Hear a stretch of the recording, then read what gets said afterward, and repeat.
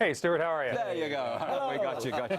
Okay, now you know the broad outline of the deal. If you've been watching the show, you know what's going on here. Do you think that this produces 3 or 4% growth next year if it's implemented pretty much as is? I mean, we're already at 3% growth, so you can certainly see this plan as it's sort of known right now and coming out of the House Ways and Means Committee. It may very well get us close to 4% growth next year, which is what the president has stated his goal as being all along. I think we're going to have to dive into the details, obviously. Details matter, especially in something this complicated. There's a committee process that's going to happen. There's a Senate process that's going to happen. So we do have legislative text. That's a huge development, and there's some really good things in there, but there's a lot of work left to be done. What jumps out at me is that we get an immediate 20% tax rate for big corporations, and I believe an immediate 25% top rate on small business pass-through accounts, so to speak.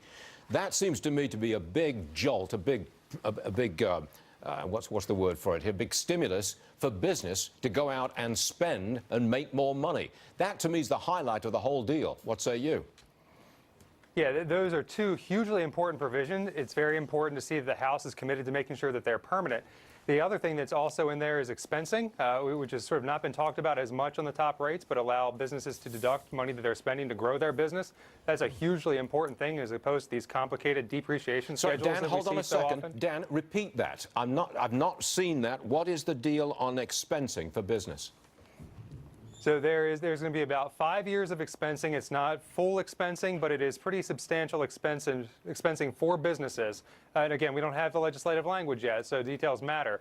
But it will allow businesses to write off immediately a lot of the investment in the near term that they do over the next 5 years. Okay, hold on a second, Dan. Grover Norquist with Americans for Tax Reform, he's released a statement on this tax plan. Ash. Yeah, he's pretty happy. He says this: the tax reform bill is a tax cut and a jobs bill. Growth, growth, growth. Long overdue. Great news for taxpayers and those left behind by 8 years of slow growth under Obama. Okay, back to you, Dan Holler. If this tax package goes through pretty much as is, with the main points staying as is, do you think it's going to be politically acceptable to across-the-board Republicans?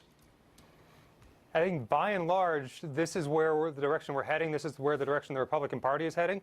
I heard you mention earlier that the top rate is staying the same and there's a millionaire's bracket. That's going to be troubling for a lot of folks. But overall, the package seems fairly solid. And when you think about the populist era that we're in, managing to get conservative policy and tax reform in a populist era, there are going to be some concessions, and we're going to have to weigh what they look like overall. But I think what you're seeing right now from the Republican Party as a whole, there's a lot of excitement, and I think the country as a whole is going to be excited because it's going to benefit hardworking men and women across this country. And by the way, the market is coming back a little. When we were breaking this news about the tax plan, we were dropped 60, 70 points. Now we're down 30 points. That's not a big move. Maybe, Dan, I haven't seen anything on carried interest. Speaking of populism, Dan, have you? Oh, yeah. That's a good question. Oh.